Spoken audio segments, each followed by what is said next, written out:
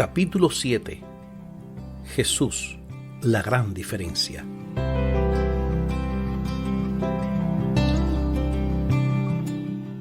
Mi propósito es darles una vida plena y abundante.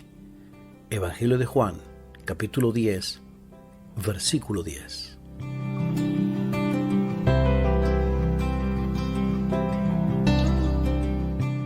En el capítulo 4 conocimos cuál fue la actitud de los cristianos frente a varias pandemias que han afectado al mundo en el pasado. Luego vimos cómo los cristianos en la actualidad pueden ayudar en aliviar los efectos de esta pandemia y mitigar el dolor de los que se encuentran en su círculo de influencia. El hecho de que muchos cristianos estén dispuestos a bendecir a los que les rodean no significa que ellos mismos no tengan problemas o que no puedan verse afectados por el coronavirus y todo lo que ello conlleva: crisis económica, peligro de pérdida de empleo, etc. Por supuesto que se pueden ver afectados. Todos estamos en el mismo barco. Ya vimos que Jesús dijo que a todos les llega la lluvia, los ríos y los vientos. Mateo 7:25. Pero que al final unos permanecían de pie mientras otros se arruinaban. Muchos cristianos pueden ayudar no porque no estén pasando por la tormenta, sino porque sus vidas están fundamentadas en la roca. Ellos saben que su vida no depende de un virus maligno, sino de un Dios benigno. En este capítulo nos proponemos abordar el tema de cómo Jesús puede cambiar la realidad de las personas que aceptan el Evangelio y ayudarlos a permanecer de pie en medio de las tormentas de este mundo. Hay informaciones que cambian la vida, y estoy seguro de que lo que escucharás a continuación no te dejará indiferente, pues enriquecerá tu percepción de la realidad y podrás adquirir una paz inmune al coronavirus. La verdad te libertará. Comencemos por definir qué significa la palabra evangelio. Según el diccionario de la RAE, Real Academia Española, esta palabra de origen griego significa literalmente buena nueva. La buena nueva que anuncia es que el reino de Dios está al alcance de toda la humanidad. Así lo proclamó el mismo Jesús, como veremos más adelante. Es interesante destacar que siempre que hablemos del evangelio, no solo nos referimos a una información o enseñanza, sino a una persona. Pues más que información de un libro, el Evangelio es una relación con alguien, Jesús. Por lo que en medio de las incertidumbres generadas por todas las malas noticias sobre la pandemia, la certeza que ofrece Jesús se vuelve más relevante. A diferencia de la información, las relaciones no se saben, se experimentan. Esto es precisamente lo que el Evangelio propone, una experiencia con Jesús. Así se desprende de su respuesta a los fariseos cuando dijo: conocerán la verdad y la verdad los hará libres. Juan 8:32. La palabra conocer en este texto no se refiere tanto a tener información sobre la verdad, sino a tener una relación con la verdad. Para entender mejor el contexto que acabamos de referir, nos ayudaría a conocer cómo Jesús se definió a sí mismo. Él dijo: yo soy el camino, la verdad y la vida. Nadie llega al Padre sino por mí. Juan 14:6. O sea que conocer a Jesús, que es la verdad, es establecer una relación con Él, y esto nos puede hacer libres. ¿Libres de qué? Libres del temor, que es una pandemia más extendida que el coronavirus y que en muchos lugares ha llegado antes que el propio virus. Libres de la incertidumbre que produce el hecho de recibir en abril el despido en lugar de la tan esperada promoción, porque tienes la seguridad de que tu bienestar está en las manos de un Dios que cuando una puerta se cierra puede abrir otras, pero más importante aún, libres del pecado. La distancia al reino de Dios. Las primeras palabras de Jesús cuando comenzó a predicar siguen siendo sorprendentes aún hoy. Arrepiéntanse, porque el reino de los cielos está cerca. Mateo 4:17. Pero, ¿qué tan cerca está? Esta pregunta se puede responder conociendo cómo lo traducen algunas Biblias al inglés. The kingdom of heaven is at hand, que traducido literalmente sería el reino de los cielos está a la mano. Así es, apreciado oyente, el reino de los cielos y sus beneficios están a tu alcance ahora. El reino de Dios se instala en los corazones donde Jesús es recibido. Así lo aseguró el maestro en respuesta a los fariseos cuando le preguntaron cómo vendría el reino de Dios. Él dijo, refiriéndose a sí mismo, dense cuenta de que el reino de Dios está entre ustedes. Lucas 17:21. De esta manera, quien acepta a Jesús comienza a experimentar aquí y ahora una experiencia celestial, mientras llega el gran día de su segunda venida, a lo que nos referiremos en detalle más adelante, pues las promesas que Jesús hizo a sus seguidores se vuelven realidad para quienes lo aceptan. Maravillosas promesas de Jesús para ti. Paz y valor asegurados. De las muchas promesas que hizo Jesús a los que creen en Él, una de las que cobra más valor en estos días de intranquilidad y angustia es la que encontramos en Juan capítulo 14. La paz les dejo, mi paz les doy. Yo no se la doy a ustedes como la da el mundo. Añadió, no se angustien ni se acobarden. Puedo dar testimonio de que Jesús ha cumplido esta promesa en mí y me ha ayudado a experimentar una paz que no depende de las circunstancias a mi alrededor, la mayoría de las cuales no puedo controlar, sino que depende de una confianza en un Dios fiel que me asegura que con su poder convertirá cada crisis en nuevas oportunidades. Si confiamos en Jesús, no tenemos que angustiarnos ni acobardarnos frente a las adversidades.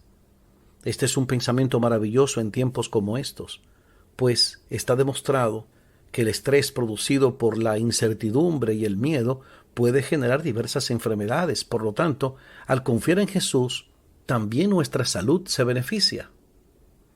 Una fuente de felicidad. Otra de las maravillosas promesas de Jesús es que al entrar en nuestro corazón se acabaría nuestra búsqueda del sentido de la vida.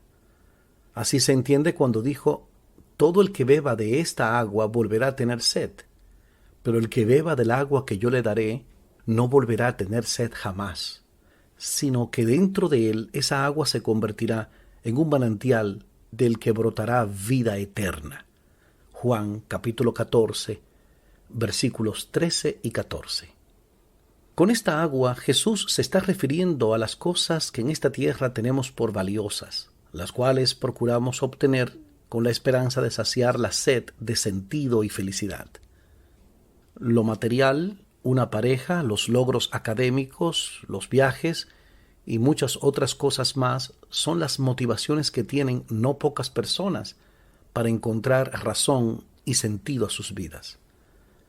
Sin embargo, muchos se llevan una gran decepción cuando después de haber obtenido lo que tanto anhelaban, siguen sintiéndose igual o peor, pues ahora han perdido también la esperanza de la felicidad que se supone que obtendrían al conseguir lo que ahora tienen. Esto es real. De hecho, se sabe que la felicidad que provoca un aumento de salario solo dura 15 días. Por eso, las empresas buscan nuevas maneras de motivar a sus empleados. Por su lado, Jesús dice que el agua que Él puede dar se convertirá en un manantial que fluye desde dentro de nosotros, tan abundante que dura por toda la eternidad. De aquí sale la motivación que lleva a los cristianos a servir, puesto que Dios les da tanto, a tal grado que aún en momentos de crisis, ellos pueden compartir esperanza, paz, seguridad y alegría. Juntos con Jesús desde hoy. Hay muchas otras promesas que Jesús hizo, pero hay dos que quisiera resaltar. La primera está en las palabras de Jesús a sus discípulos antes de ascender al cielo. Les aseguro que estaré con ustedes siempre, hasta el fin del mundo. Mateo 28:20. Esta es una promesa impresionante. No estamos solos. Jesús está con nosotros. Pero hay algo hermoso que dice la promesa: hasta el fin del mundo. O sea, las crisis provocadas por pandemias como el coronavirus pronto llegarán a su fin. La segunda promesa se encuentra en el Evangelio de Juan. Quien quiera servirme debe seguirme, y donde yo esté, allí también estará mi siervo. Juan 12:26. ¿Te has fijado? En la primera promesa, Jesús nos aseguró que permanecería con nosotros durante nuestra permanencia en este mundo, mientras que en la segunda afirma que esta unión se extenderá por la eternidad. Estas son promesas reales, en las cuales podemos confiar. Tener a Jesús en el corazón y el cumplimiento de estas promesas hace la gran diferencia. No obstante, tengo que avisarte de que no basta con que tengas información acerca de Jesús, sino que es necesario que lo aceptes en tu corazón y experimente sus promesas. El Evangelio podría compararse con un rico postre gourmet que todos desean probar. La Biblia representa la receta. El fruto del Espíritu, en Gálatas capítulo 5, versículos 22-23, serán los ingredientes: amor, alegría, paz, paciencia, amabilidad, bondad, fidelidad, humildad, dominio propio. Jesús sería el Master Chef, y el corazón que acepte el Evangelio sería el postre gourmet. No importa cuánto hayas leído una receta o cuán bien conozcas los ingredientes, e incluso que hayas probado algún ingrediente por separado. No importa que trabajes en la repostería. Probablemente incluso hayas visto el plato terminado e incluso has disfrutado de su olor. Sin embargo, a menos que lo pruebes, no sabrás a qué sabe. Pues los sabores no se explican, se disfrutan. Así es el Evangelio. Tiempo de vivir la experiencia del Evangelio. No importa que asistas a una iglesia o que nunca la hayas visitado, si no has experimentado el gozo de la salvación, hoy es el momento de pedirle a Jesús que entre a tu corazón. Te aseguro que nada volverá a ser igual para ti. Ver una ciudad desde un auto y desde un avión no es lo mismo, pues la perspectiva desde el avión es más amplia. Dios está dispuesto a prestarte sus binoculares para que puedas ver la vida desde su perspectiva. Desde arriba te aseguro que todo cambia. Muchas cosas que antes no tenían sentido y te producían intranquilidad, cobrarán sentido y con ello la paz llegará a tu corazón. Isaías 55, 8 y 9. Aquello que no llegues a comprender ya no te quitará el sueño, pues ahora sabes que todo está en las mejores manos y que, parafraseando el Salmo 23, versículo 1, aun si vas por valles tenebrosos como ahora, no tendrás temor de peligro alguno, porque Él estará contigo. Entonces saltará desde tu interior una fuente con la que podrás dar agua de vida a otros sedientos. Jesús dice: mira que estoy a la puerta y llamo. Si alguno oye mi voz y abre la puerta, entraré y cenaré con él y él conmigo. Apocalipsis 3:20. ¿No es impresionante? Cuando Jesús entra al corazón, se hace una cena de celebración por toda la felicidad que da. Hoy mismo puedes celebrar esta fiesta de encuentro con Jesús. Tiempo de volver a casa. No podría terminar sin antes extender la invitación que hace Jesús a aquellos que una vez aceptaron su ofrecimiento de amor, pero por diversas circunstancias en algún momento cortaron la relación con Él. Esto me hace pensar en una de las más famosas ilustraciones de Jesús, la parábola del hijo pródigo, aunque prefiero llamarle la parábola del padre que recobra a su hijo, como la titula la Biblia Dios habla hoy. Esta parábola, registrada en el Evangelio de Lucas, capítulo 15, versículos 11 al 32, nos enseña que Dios no se cansa de esperar y no pierde la esperanza de que algún día volvamos a Él y disfrutemos de la calidez de su casa y de la dulzura de sus palabras. Muchas veces, al igual que el joven de la parábola, son las crisis de la vida las que nos hacen ver que no hay mejor lugar en el mundo que la casa del Padre, que hemos construido sobre la arena y la lluvia solo nos desliza a la ruina. De repente nos detenemos y miramos hacia atrás, a la senda antigua, al buen camino, que solo en él encontraremos descanso para nuestros corazones. Jeremías 6:16. Los seres humanos intentamos vivir con seguridad. Esta es nuestra naturaleza. Esto se traduce en que en momentos difíciles, los que antes disfrutaban de una experiencia de fe viva y que han abandonado la vida religiosa activa, reaviven su fe y busquen aquella esperanza que tanta bendición les reportó. Con frecuencia sucede que estamos más dispuestos a buscar a Dios en los momentos de escasez que en los momentos de abundancia, aunque no es este el plan de Dios. Eso explica por qué hay capillas en los hospitales y no en las oficinas.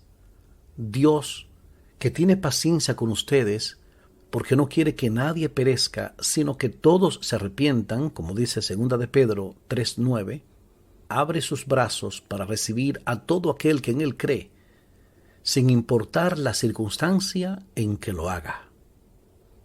El valor de una motivación. De todos modos, debemos ser sinceros y verificar si lo que nos ha movido a buscar a Dios es el miedo a perder y no el deseo de ganar. Pues si el miedo es el motor de nuestro reavivamiento espiritual, tan pronto como pase el peligro y veamos que no pasa nada, nos alejaremos de Dios y nos iremos aún más lejos de donde nos encontrábamos. Pero si nuestra motivación es ese amor que hemos tenido en nuestro corazón hacia Dios, no importa que la crisis termine o se alargue, nos mantendremos firmes en Él, porque le amamos. En el caso del coronavirus, estoy seguro de que esta crisis va a pasar. No obstante, vendrán otras. Sin duda, es un muy buen indicador del trabajo del Espíritu Santo en nuestro corazón el hecho de que en los momentos difíciles miremos hacia atrás y nos acordemos de los buenos tiempos que vivimos en comunión con Jesús y los demás compañeros en la fe. Quiero decirte que Jesús también se acuerda de ti con amor y ternura. Llega a mi memoria un hermoso texto de la Biblia. ¿Acaso no es Efraín mi hijo amado? ¿Acaso no es mi niño preferido? Cada vez que lo recuerdo vuelvo a acordarme de él. Por él mi corazón se conmueve, por él siento mucha compasión, afirma el Señor. Jeremías 31:20. Te invito a que hagas tuyo este texto y donde dice Efraín pongas tu nombre. Pues la Biblia, más que un mensaje para toda la humanidad, es un mensaje para ti. Hoy Jesús te llama a vivir nuevamente buenos momentos con Él. Te invita a que le abras de nuevo el corazón y disfrutes de una paz que no se puede comparar con nada en este mundo. Una paz inmune al coronavirus. Una paz made in heaven, hecha en el cielo. Como hemos visto, una de las promesas de Jesús es que cuando Él regrese estaremos con Él para siempre. De hecho, esta promesa tan anhelada por los creyentes es la que les da fortaleza para mirar al futuro con esperanza en medio de la crisis del coronavirus. Nuestra última parada la dedicaremos a estudiar las razones por las que la promesa de la segunda venida de Jesús sigue siendo digna de toda confianza aún en el siglo XXI.